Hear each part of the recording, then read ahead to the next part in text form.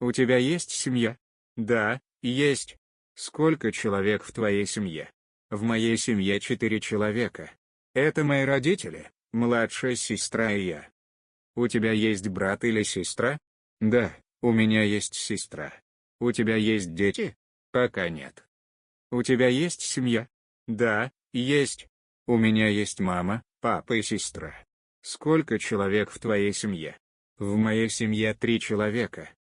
У меня есть мама. У меня нет брата. В моей семье 4 человека. Это мой отец, мама, сестра и я. Мы живем вместе.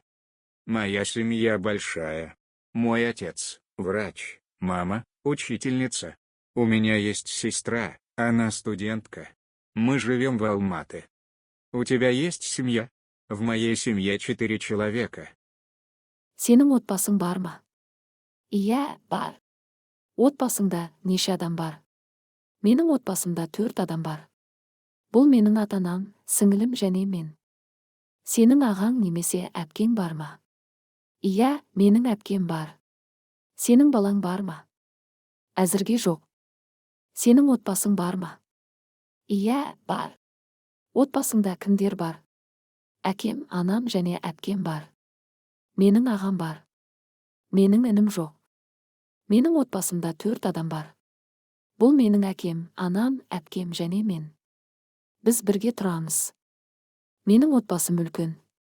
Әкем дәрігер, анам мұғалім.